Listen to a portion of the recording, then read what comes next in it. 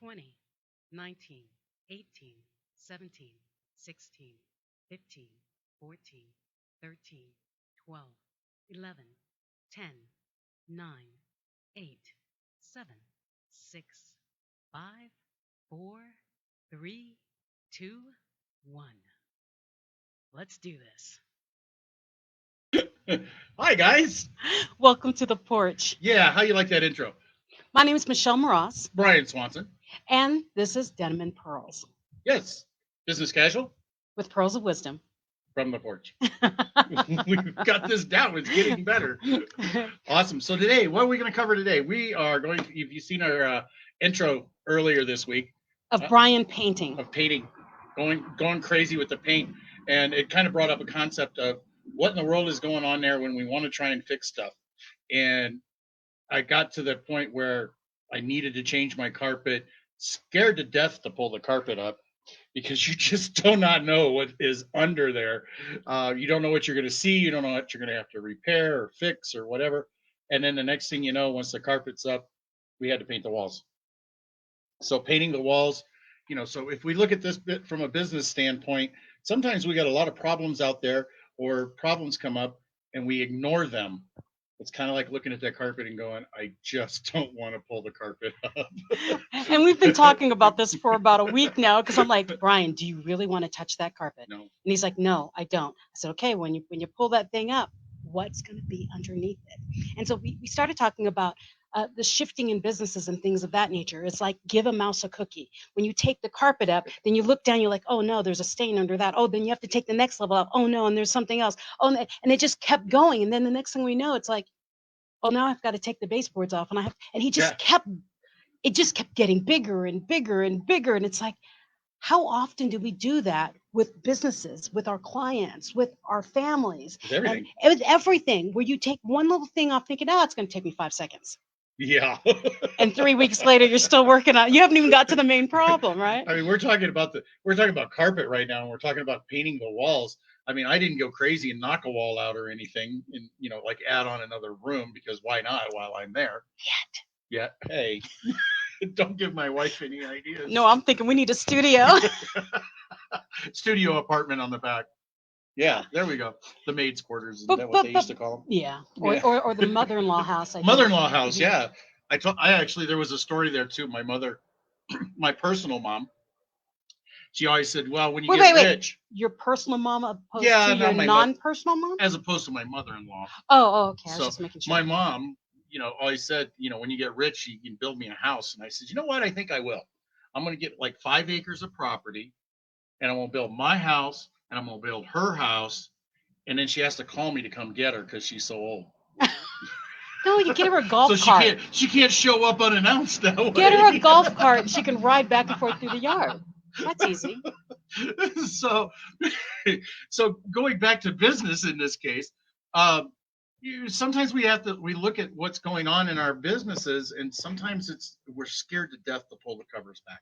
We're scared to death to pull the carpet back, and you don't know what you're going to find. I mean, for example, when it goes into doing what's right and getting your licenses for your business alone, you get that first license and you're like, oh no, that means I have to have this license to have this license, or I've got to get this to repair this. And I know this is so generic, but it's so hard to come up with all of those ideas of just what can possibly happen. Well, and that's why when I started my business, I started it just kind of, I just went. And then when it came around tax season, that's when I realized I didn't do what I needed to do to get things done right. Right. And so that was my give a mouse a cookie experience in my business. Was I went to the accountant, he goes, well, do you have this? I went, why do I need that? And he goes, you need to have a separate this. And he just walked me through it. I'm like, okay, this 5-minute process of I'm just going to do what I do went to I needed this, I needed that, I Right. needed that. And then now with all the new tax laws, it's like, and now I need this and I need that. I do, wait a minute. You know how I used to only go to you once a year?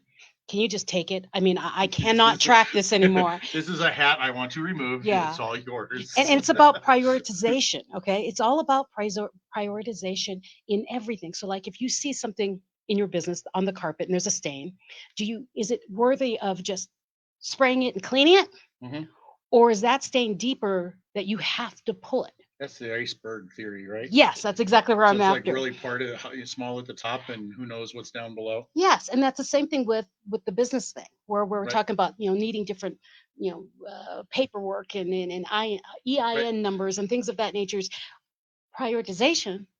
I realized that the amount of work it took me to pull that piece of carpet up and clean underneath it and then have to adjust it because once I cleaned that top part, it was cleaner than the rest of my carpet. So I had to clean the rest of my carpet, that kind of thing. And Spot removal leads yeah, to the entire. yes. And it was like, then it didn't match the other part of the carpet going up the stairs. So I had to go up the stairs. So the same with the business is I went, you know what?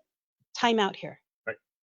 My time is far more precious than the amount of time it's going to take me to do what needed to be done.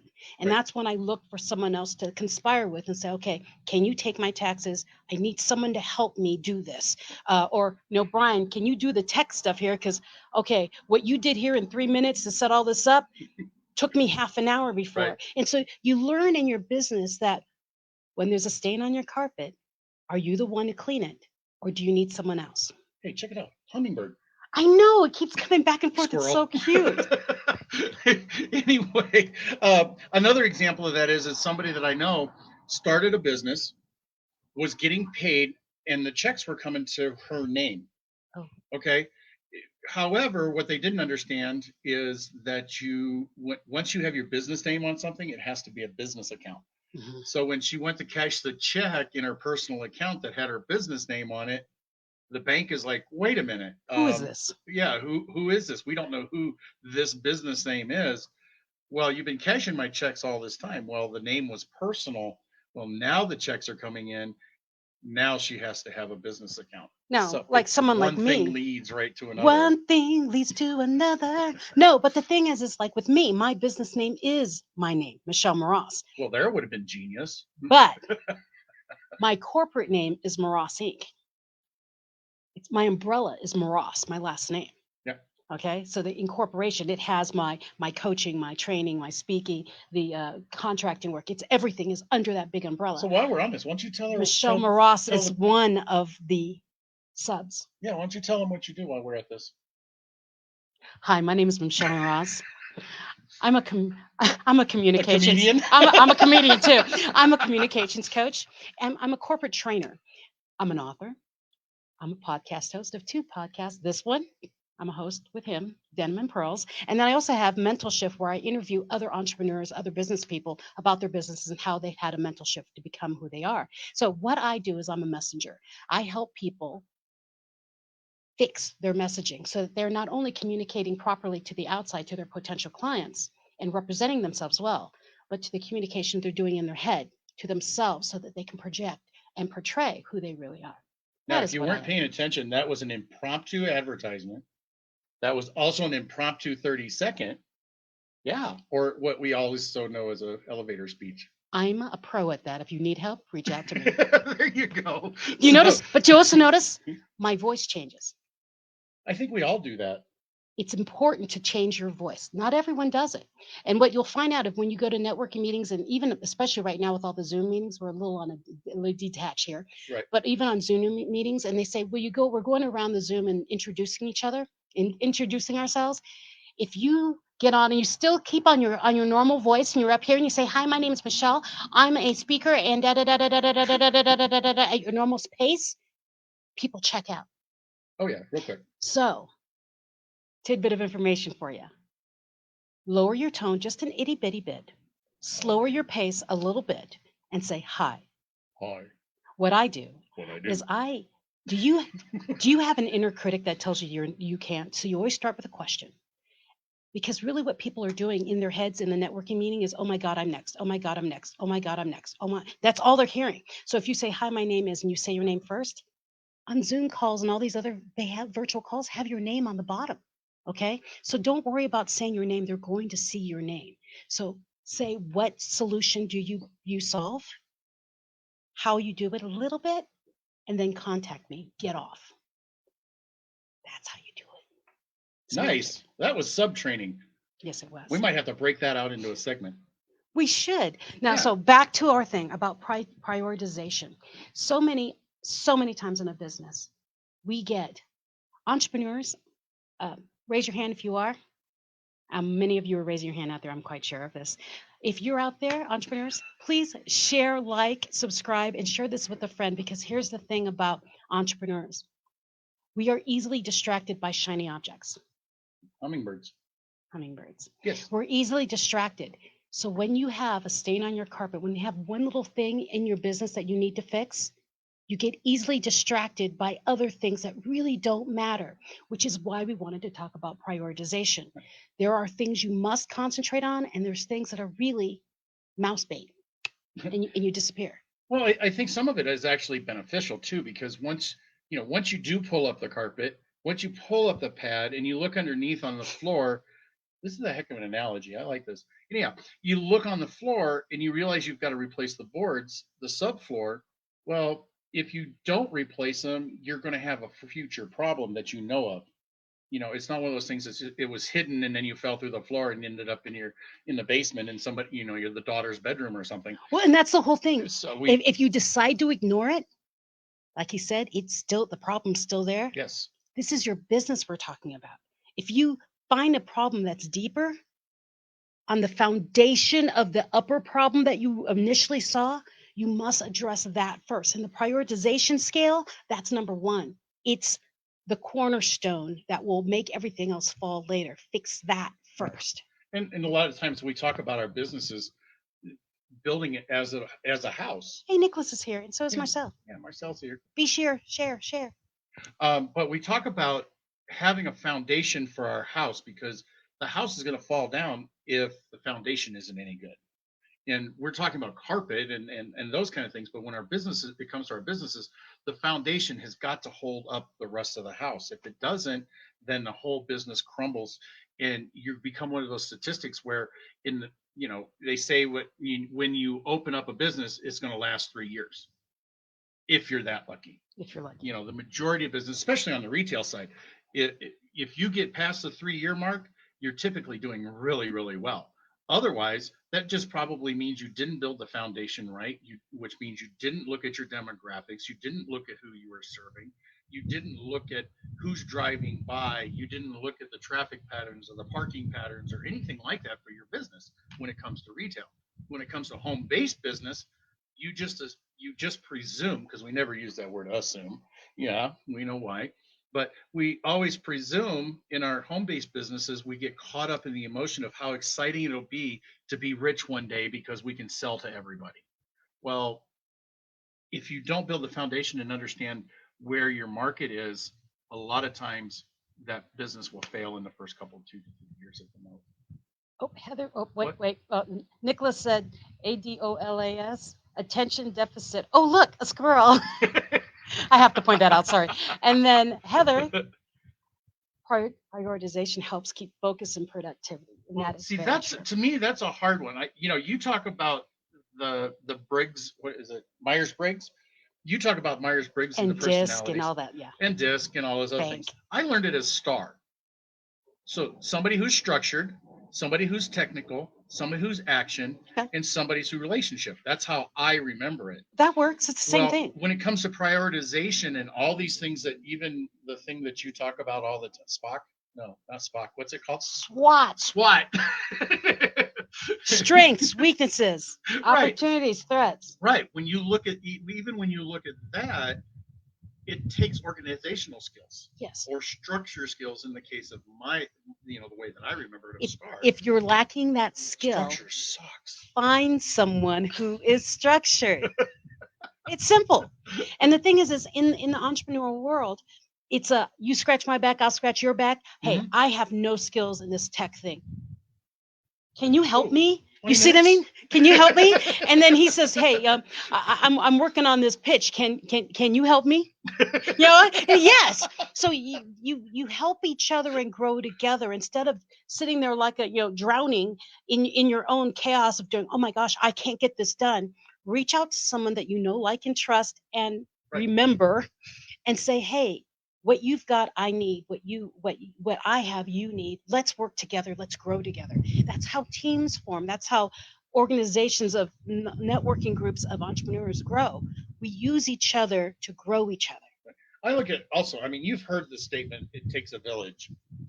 I grew up in the Midwest where there's a lot of farming. There's a lot of Amish and those kind of things. And it's really neat to see the entire neighborhood come together and build a barn.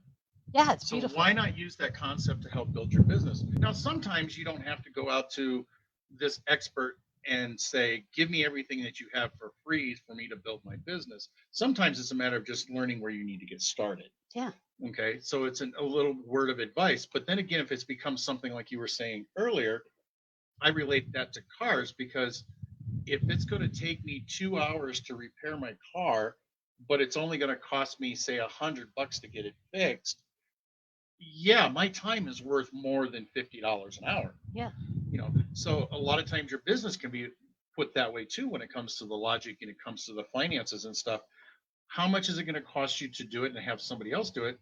Or how much is it going to take you to have a learning curve and finally solve the problem? Sometimes it's a day instead of an hour. Sometimes you have that day, but a lot of times you can be much more productive if somebody else takes care of the problem. Wow, that was genius. Now, for those of you who don't own a house and you're like, I've never ripped out carpet, I'm never going to. I live in an apartment or a townhome and I'm renting from someone else. The analogy still works. Have you ever called your landlord or whoever is owning that place and say, there's a leak under my sink? Mm-hmm. And they come in, they do, well, in order to come and fix your sink, I need the window between 8 a.m. and 6 p.m. And I'm going to come in, make sure your pets are gone. And if you can clear out the area, and they do all that. And sounds like the cable guy. Yeah. And then they said, at 6 o'clock, you get home from work and you're like, they never came in. And you call them and they, well, I didn't make it in today. Can you come in? I'll keep it all out for tomorrow. Okay, I need to shower and stuff. I got everything out, right? Mm-hmm. So when they finally come in and do this, they say, oh, I don't have the piece for that. I'm gonna have to order that. So just you can put everything back in, but when it comes in, I'm gonna, ask you to take it all back. That give the mouse a cookie again. It starts Where did small. you get that? I have never heard that before. It's a book. It's a kid's book called "You Give a Mouse a Cookie." You Really? give a mouse a cookie, and the mouse will do. This cookie's so good, but I really need a glass of milk. So you'd have to go get a glass of milk for that for the mouse. But when you give the mouse a glass of milk and he's drinking his milk, he does. Oh, my tummy kind of hurts because that's a lot of milk and a lot of cookies, kind of sweet for late at night. So then you have to go get him an antacid. So when you get him an antacid, you have to give him water to put the. It just keeps adding and adding. Okay, now I get it. And then you get to this. I mean, it's a really really long story. And at the end, it's like. And then the mouse is really sad and and he really, really is hungry because now he's been doing all this stuff. So what do you want to do? Well, he really wants a cookie. And it starts all over again. Wow. So when I say give a mouse a cookie, it's one thing leads to another and another and another. And it really, the original problem was, did you give the mouse the cookie in the first place? So in your businesses, are you fixing the problem you need to fix, or are you just putting a Band-Aid, like on my arm, a Band-Aid to cover the problem which is temporary until a crisis moment happens and you really wish you fixed what was underneath that Band-Aid. That's really what we're talking about. Prioritization is very important for anyone in business. Okay. Yeah. Once you discover the problems, then you have to prioritize them. And it still goes back to building it from the foundation up, because you've got to take care of the most important things that are going to keep your business in business or keep it stable, then work on the next thing, then work on the next thing. And the next thing you know, you're adding the whipped cream and cherries to the top of it to make your business totally special. Well, now something I want to make sure I say in here. Many of my clients started their business already and then they get stuck, and that's how they reach me and they do, help me. I started, but now I don't know where to go. Now, what we're talking about being prioritizing and things like of that nature. Don't let not knowing every step stop you from moving in the first place. Okay, we're not saying get everything lined up and know everything perfectly and know everything before you move, or you will never move. Oh, it's like having kids. Yes, but what you need to do. I curved it off. I'm sorry. Did. It's like having kids, because you never know if you're going to wait to have kids. Until you're financially set and ready, you'll never have kids. Exactly. So you must start moving somewhere and learn on the way. Okay. It's not that you have to have everything in line to move. If Right. you do that, time is a wasting. Right. Tomorrow is never a promise to you. You must act. Move one step at a time and grow as you move. Okay. And Don't get stifled by overwhelm. right, and even if we look Really. back at the podcast, I mean, everything has changed and is evolving as we go forward. And Even you're with the with us. and you're with us. If you've been with us since the beginning, you can see where things have changed a little bit. Yeah, our background's Hi, the same. garbage man. Yep. There's the garbage man.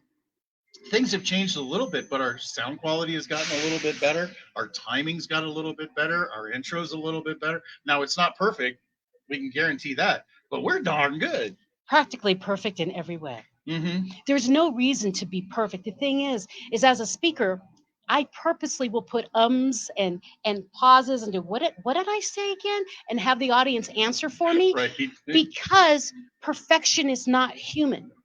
Right. And if you are so perfect, people do, there is no way I can do what that person's doing. And you're in network marketing and you're looking for people to grow on Right. your team, Right. and you're so perfect, they do. There is no way I can do it. I will never join that team. You see where we're going at? Yeah. Be you, be human, be unapologetically you. Make mistakes. You know, We're always making mistakes. you know, one of my favorite things is too, Hi, Gervin, too, when and you are Lorelei. perfect, or at least you think you are, when you are perfect, they say the old saying that I've always heard is you realize that it sometimes the smartest thing is to play dumb or to be dumb. Yeah, you'd never want to be the smartest one in the room, anyways. No, you never want to be the smartest smartest guy in the room. I don't want to be the smartest room either. You also have to be inquisitive, or you have to ask questions. And if you don't ask questions because you think you know everything, well, sometimes you will not get to the bottom of what that client that you might be trying to prospect wants. You've got to ask the question. You can't just presume that you know exactly what they want, what they need, where it's going, and just because they have skin, they need your product. Well, and here's the thing. If you are in a business, owning a business, in a part of a business, an employee of have children, have a spouse, wake up every morning, you're a leader. Okay. You lead yourself, you lead others.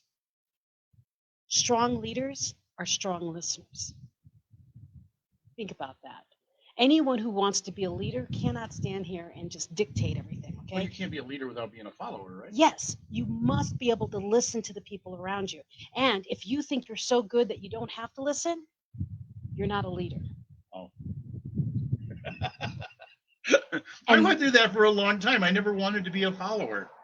you My can be my both. personal history, I never wanted to follow. I always wanted to lead, but I was always told that all he wants to do is lead, and he ain't worth it. And see, my thing is I like to lead from behind. I like to show people the way and guide them. I don't want to tell them. I say, why don't you try that? Work on that. Yeah. That's really good. You're really good Push at that. pull. I kind of push you forward to what you do well so that you can realize on your own. So I'm not in front of you saying, here, this is what to do. I'm pulling you. Right. I stand behind you and do, you got this. Right. And don't worry, if you fall, I'll catch you. Just Well, there was somebody you got says this. somebody else said you can pull people with a rope, you can't push them with a rope. No, you can't. Yeah, it's kind of the same idea. You can pull people, you can lead people, you can get them to jump in your little red wagon if you know that story. You know, get in my little red wagon. I'm going places. You know, and even Linda and I, as you know, some of the stuff that we've done in the past. Linda's his business partner. Yes, Okay. Linda, my business partner, as we've done with networking groups and stuff. It was, we're going to the top. I don't know where you're going, but we're going to the top. And if you want to follow, jump in our little red wagon and we'll take you there. Oh, yes. Oh, So we're pulling, not pushing. my friend, my business partner is doing his Breakthrough Business Boot Camp in September 24th through 27th. He's doing it virtual and online. So if you're interested, write me or find the page, Breakthrough Business Mastery Boot Camp. Wow, that was another commercial. I wanted to Good do that timing. because we're talking about businesses and learning things and growing as a business and how to become a strong business. He's a coach like me, so we work together to help businesses grow. That's what we do. And Right. so this 3-day event is we have a whole bunch of entrepreneurs and businesses come together, Mhm. and we train them, high level train them in different things so that they know where is their weak point, and then they can partner up with other businesses. Is it with is it for everybody? Yeah. Whether you're new to business entrepreneurship? Yes, it's pretty awesome. Wow, cool. Yeah, so reach out if you're interested. Okay, so Sorry about that. we got 5 more minutes. What are we going to talk about? Priority. And we're going to go right back to the whole thing about carpet stains. Carpet stains and prioritization. This just sounds so weird talking about carpet stains. Well, we have to, full disclosure, okay? We were sitting on the porch and he was talking about having to change his carpet and I started laughing. And I said, yeah, change your carpet. No, don't go there. And he's like, no, we can't do that. That would be kind of funny. And so we had this whole carpet exchange going on, laughing about carpets. And then that is not an advertisement either. No, it is not. And then our director, our producer, came in mid-sentence as we're giggling about this, and he said, no, not using that title is not going to happen. Can't put that title on You two wackadoodles are not allowed to use that title. So it's like, aw, but it was funny. Clickbait. It was clickbait. So back to the whole thing about carpets. The basic line is, sometimes in your business, in your life, in your relationships, you notice that there's one small problem. Mm-hmm. Be prepared, be mentally ready, right, that once you mess with that one spot, it may become a bigger problem. You might not be able to just clean that one spot. You might have to work on the whole carpet, the whole floor. And once you get to that, you might realize that once you clean all that there's a bigger problem underneath all of that, and that it's more of a foundational problem. It's not just a superficial problem. So keep in mind, when you look at a problem, be prepared for the other outcomes, the possibilities of what may be there, right, and make sure you fix the foundation of that problem so that it will eventually fix the surface problem you saw. Well, one thing I want to point out there, you use the word may. May. It may be a problem. It may be bigger than what it looks like. It may need to be fixed, or it may not need to be fixed. And I think that's important to realize too, because the problem may just be simple and it's fixable and you just move on. Yes. It's easy peasy and there's no big deal. Except in Brian's house. The man's now painting walls and ceilings. I've been here for 14 years. Yeah, but it went from floors to ceilings, okay? Yes. Can you imagine cleaning one spot and ending up doing an entire room? And what I'm laughing, because I had a dream about this last night, that he finished this room and finished the carpet and came out into the hallway of his house and went, well, now I have to do the other room. Oh, well, that's already in the plan. See? Yeah, that's already in the plan. We're going to do one room at a time. The one I'm working on is the master bedroom right now. So here in about another week and a half or so, we'll be moving on to the other one. But there was my learning curve, and I've been using this room as the learning curve to know what to expect when I pull up the carpet, to know what I'm going to have to fix, make sure I've got the right tools for everything, how to put down the new floor. We even changed the color. I didn't tell you that. Darker? Yes, we went darker on one of our accent walls. I think that's one of those. Accent walls tend to be darker. Yeah, that's one of those interior decorator words, that accent walls. But and that's why you need to pay attention to your problems. Sometimes, as business owners, we see a little bitty spot. Oh my God, this subfloor is gone, and I'm gonna have to give up my business. And you blow this thing out of proportion. That's why I use the word may. Sometimes it's just a spot. Another good example too. What? You remember back in the '80s, Goldie Hawn, Kurt Russell? Yeah. The Money Pit. Yeah, yeah. Look up the movie, The Money Pit. It was an awesome movie. It was a perfect example of everything that we're talking about. It's not Kurt Russell. It's Tom Hanks and Shelley Long. Really? Yeah, that's The Money Pit. Well, I plug them all.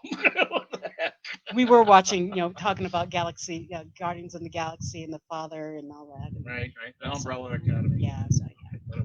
Yeah, so, he's brain skittish. So we're down to that last minute or so. Well, we're not on really any timer. No, so if anyone ever came on and wanted to ask a question, we could give it to So them. at this point, we should at least tell who we are again and, what they Who should are do. you, by the way? I'm Brian, by the way. What do you do? I'm actually a finance guy. Actually. What is that? What do you mean finance guy? Are you a banker? No. I actually sit down with families, middle-income America, help them get out of debt, plan for retirement, plan for the kids' education, and just protect and save their money. What else do you do, Mr. Man? I own a couple other businesses that are shut down at the moment. The reason I partnered with him is he's a networking genius. Okay? Oh, networking, yes. I do a lot of networking. He's very good at networking. He's very good at remembering what people do, how they do, and connecting people. He's one of those kind of people. He does, oh, yeah, you want that? So-and-so's got that. And that's the kind of person he is. That's why I partnered with him, because that's one of my weak points in my life. I, as a international speaker, and I as wanna an be an author, international as speaker. you are, because right now we're Oh. international. Oh, I know. There's people that are Yes, from all over the world. So Hey. you're international. I'm an international speaker. Yeah, that's why I kind of giggle about that. So I'm a speaker, I'm a trainer, and I coach people, and I'm an author, and Right. I'm a podcaster.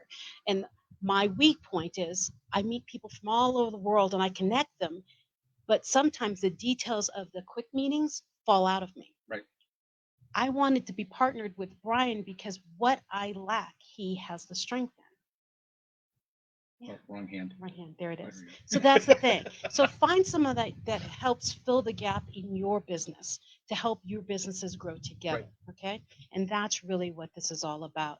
Sometimes a spot is just a spot, but sometimes it shows you a deeper problem that you need to work with. Right. And learning curves are steep. Yes, Marcel, they are. Yes. But they can be managed. And Marcel also says, and a great friend. I think we can add to that, and we can put the word "get" in there when it comes to our businesses. Get a good friend. Get a good friend. Get a great friend. Get somebody that can fill the voids of what you don't know, your expertise. Get the information from them, garner the information, and bounce things off of each other, because sometimes we all have different things. One of the And to use an example, I mean, I think we're going to go a little longer here, but Well, to say, because I have an example too. Hold on. Give an example. When you and I started doing this, I've got all of my past experience, all of my marketing skills. Well, I was at a point that I had done it for so long that I wanted to see what you were going to come up with. I wanted to see what your marketing messages were that went out on Facebook. I wanted to see what you were doing. So I stepped back and was like, yeah, okay, we'll get something new here. Maybe we can mix it all up. Is that fair? I think. Friendship, what a perfect friendship. No, and that's really what works is you find someone who accents you so you can grow. Right. We are growing as businesses separately and together at the same time. That's power. And like with great friends, Marcel, if you ever wonder where I get these little blingy things that I'm always wearing, Marcel's my supplier, okay? Supplier? She's my supplier of bling. Because my thing is, when I first started speaking, I would go on stage and I always wore the exact same little tiny earrings, and I never wore anything. I was very, and I know somebody that does that. That's their key, their signature. They have one pair of earrings that they wear. Yeah, well, and they're a money person. Really? Yeah, they public speak about money. Oh, see. I don't want to pass the name out because of the fact that we're not talking about that. Yeah, but Marcel, she dresses me with my bling, my bling. Right, Marcel? Things change a little bit now and then, don't you? Yeah, she makes me look good. She makes me bling out. But I have a lot of people like that who surround me. So if you ever see me on stage, I'm wearing like amazing shoes. Marcel's also the one who hooked me up with those things too. So it's just things like that. I partner with different people. My face is another person who taught me how to use makeup. That's another person and you learn how to do it left-handed now. I'm completely ambidextrous. I believe it's really awesome. So, anyways, we better stop while we're ahead. Stop, drop, and roll. While we're ahead, before another hummingbird comes by and we get distracted. Please, if anything on this program today or any of the past ones have impressed upon you or helped you push through your learning curve or any of that nature, we implore you to help get our name out, because we need our YouTube page to grow. Let us know down below. Yes, let us know down below. Or to the side. Wait, where is it? Right there. See that button? This thing I hear, that Denim and Pearl thing? If you click it on the video, if you click it on the video, it will say follow, like, or share or something like that. Or do you want to follow or notified when they go live? Click it so you get it when we're live. And when we come on live, please share it. Then we're going to have a link below for the YouTube, and I'm pretty sure Nicholas just put it down there. He's our producer, by the way. The YouTube channel, we need you to please get people to go over there and like it and share it and subscribe, because we need 200 followers so we can change our URL to not be a VIN number, which is XYZW1255. We need it to just say Denim and Pearls. That sounds good. I think so. Thank you so much for joining us live. We're Denim and Pearls. With Pearls of Wisdom. My name is Michelle. Business Casual. Business Casual. With Pearls of Wisdom from the porch. My name is Michelle Mras, and this is Brian Swanson. Oh, we forgot this part. Oh, wait. Signature glasses. 1 second. Join us next week on Friday. Peace. Peace.